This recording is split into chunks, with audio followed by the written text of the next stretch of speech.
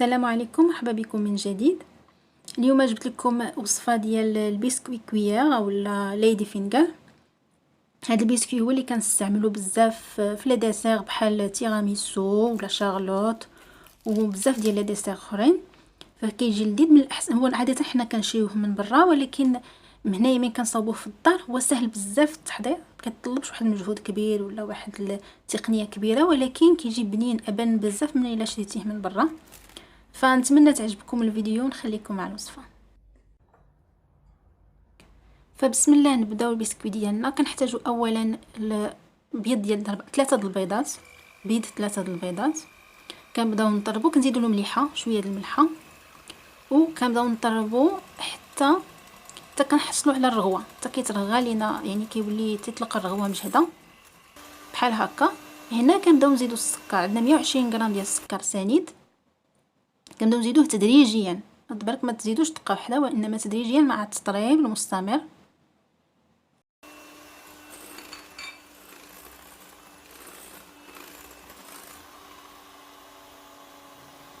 وكنزيدوا له شويه ديال الفاني، طبعا كنسموا البسكويت ديالنا فاني او اي عطر كتختاروا. وكنستمروا في التطريب حتى كنحصلوا على هذا القوام هذا اللي كيف ما كتشوفوا في الفيديو. وهنا كنبداو نزيدوا الصفر ديال البيض. كنزيدوا الصفر ديال البيض، عندي هنا الصفر ديال 2 بيضات، درت 4 ديال البيضات البيض، عفوا 3 ديال البيض البيض و2 صفر البيض. عندي هنا صفر ديال 2 بيضات، كنزيدوهم حتى هما تدريجيا، وكنستمر في التطريب حتى كينسجم ليا الخليط ديالي مزيان. عاد باش كنبدا نزيد النواشف، هنا عندي 140 غرام ديال الدقيق الابيض مع معلقه صغيره ديال المايزينا. فكنزيدهم مع التغربيل، طبعا كنغربلهم مزيان وتنزيدهم حتى هما تدريجيا للخليط ديالي. وكنبدا نخلطو اولا كنبدا نحرك الخليط ديالي من التحت للفوق بحذر باش ما نطيحش البيض كيف ما كتلاحظوا في الفيديو.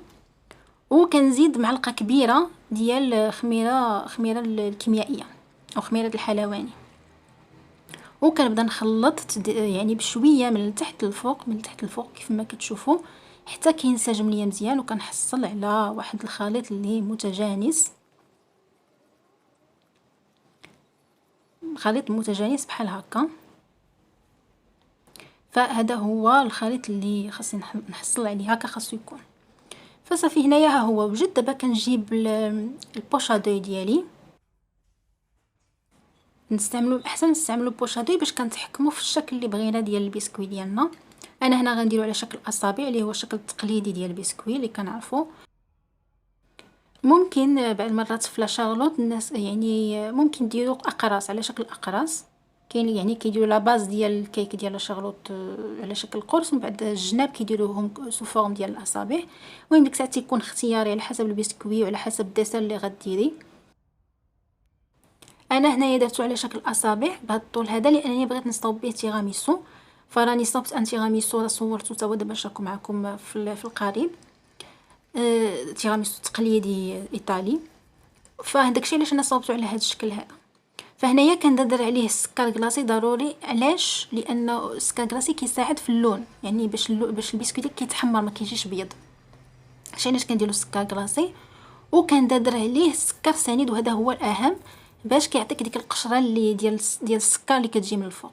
انا هنا كندير قليل لان ما عنديش بزاف مع السكر، ولكن الا بغيتيها القشره تجيك من الفوق قاصحه، يعني بحال كيتشرى من برا ومبغيتيش يتشقق لك من الوسط، فكتري طبقه ديال السكر سنيد من الفوق.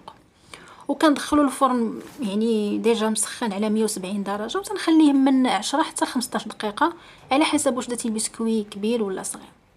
فمن 10 حتى 15 دقيقه على حراره 170 درجه.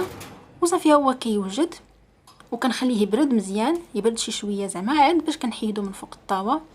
وراه كيجي لذيذ بزاف، يعني راني دائما من كنديرو على ما كنجي نوجد الدسر ديالي حتى كيكونوا ضربوا ليا فيها النص، لانه كيجي بنين ومقرمش وكيتكل، ماشي بحال داك اللي كيتشرى من برا الا ما صوبتيش به الدسر ما تقديش تاكليه. هكا انا بعدا ما كنقدرش ناكلو، كيجيني باسل. هذا تيجي بنين، وهانتوما كيف ما كتلاحظوا محمر مزيان وكيجي مقرمش